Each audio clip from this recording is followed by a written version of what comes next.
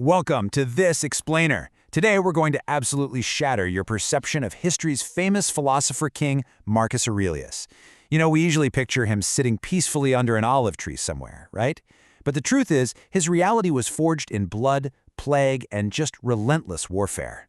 But before we get out onto those muddy battlefields, consider this ideal. One is a relative, the other a stranger, say the small-minded. The entire world is a family, believe the magnanimous.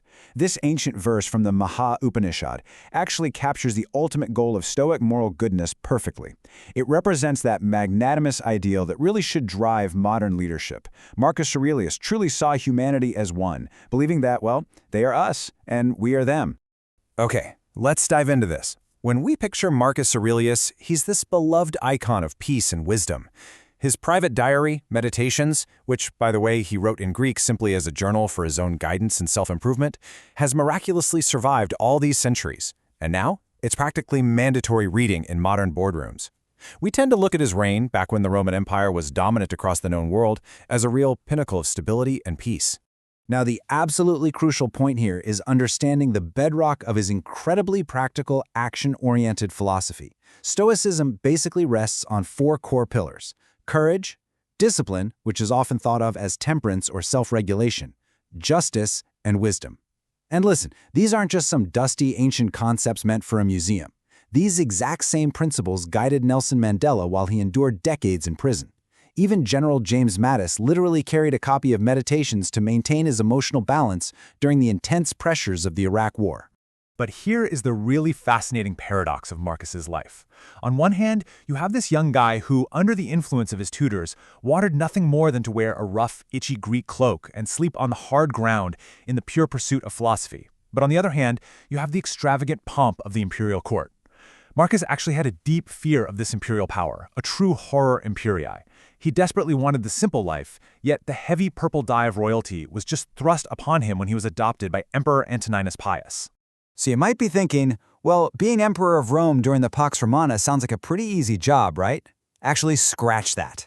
Think about this number for a second. 7 to 8 million. That is the estimated death toll of the horrific Antonine Plague. Right around the time Marcus and his co-emperor Lucius Verus take the throne, the world literally starts falling apart. The peaceful era of his predecessors just suddenly and violently collapsed. Roman troops returning from the Parthian War in the east brought back a deadly disease with them. And this plague, it swept through the empire like wildfire, severely weakening its population and its military right when they were needed the absolute most. And, as if a devastating pandemic wasn't enough to handle on its own, the empire was simultaneously facing massive internal rebellions and terrifying foreign invasions all across its borders. Now, what's really interesting here is the sheer, unrelenting exhaustion of his reign. We are looking at a grueling 14-year struggle known as the Marcomannic Wars, fought out along the freezing Danube frontier. In 166 AD, waves of Germanic tribes cross the border. By 169 AD, the Romans suffer a catastrophic defeat at Carnuntum, leaving northern Italy completely exposed. Then we see fierce counteroffensives and these legendary events like the Miracle of the Rain in 173 AD, where a sudden storm miraculously saved a totally surrounded Roman legion. This endless warfare just continued right up until Marcus's death in 18 AD. And this next detail brilliantly illustrates the true, uncompromising character of the man. By 169 AD, the imperial treasury is completely drained from the war effort, and the plague has severely devastated the tax base. So, what does a typical, self-centered ruler do? Raise taxes on the suffering, surviving citizens, right? Not Marcus Aurelius. No way. To fund the desperate war effort, he actually auctioned off the imperial palace's own luxury goods and property. It was the only viable alternative to burdening his people with higher taxes. He literally sold off the empire's finery to save the empire. That kind of uncompromising character built a profound legacy. Because this serene philosopher who wrote so beautifully and deeply about inner peace and cosmic order was simultaneously commanding a massive force of nearly 500,000 troops.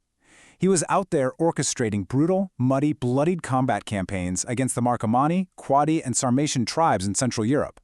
He wasn't just some theorist sitting safely in a palace. He was a frontline commander making life-or-death decisions every single day. Which brings us to a really vital lesson for us today. We live in a world where we constantly see belligerent, myopic leaders who blatantly seek revenge. An eye for an eye. And it leads to colossal damage to lives and the environment. But Marcus believed the way you get even is by simply not being like them. Even in the absolute brutality of war, his response to evil acts was always proportional. It was always grounded in virtue, justice, and wisdom. He straight up refused to let the cruelty of his enemies corrupt his own character. And this ancient restraint translates perfectly to modern crises. Courage isn't recklessness, and calm is highly contagious. Think about October 1962 during the Cuban Missile Crisis. American President John F. Kennedy was under immense, terrifying pressure to act fast, to launch an airstrike and invasion against Soviet missile sites. But instead, JFK made space for solitude and reflection. He chose a measured naval blockade, a quarantine. He knew that between the stimulus and the response there are precious moments. That right there, that is applied stoicism. So how in the world did Marcus Aurelius maintain his emotional balance amidst the devastating plague and endless border wars? Well, he didn't do it alone. He leaned heavily on the crucial lessons of his carefully chosen mentors. From his adoptive father, Antoninus Pius, he learned the deep value of peace and solid financial management. From Maximus, he learned cheerfulness in absolutely all circumstances. From Catullus, the vital skill of never getting angry. And from Diognetus, the ability to focus only on what is absolutely necessary, just ignoring the trifling things. He basically built his own incredible character from the best pieces of the people around him. Which leaves us right here. We've seen how Marcus Aurelius navigated the absolute crucible of empire, not by giving in to panic or vengeance, but through disciplined, virtuous, and deliberate action. The world today, with its stark economic inequalities and global conflicts, needs ascetic leaders more than ever before. We need leaders who know exactly when enough is enough. So looking at these incredibly battle-tested Stoic lessons, I have to ask you, are you ready to apply these ancient principles to your modern challenges and lead like a Stoic? Thank you so much for joining me in this explainer. Until next time, keep learning and keep reflecting.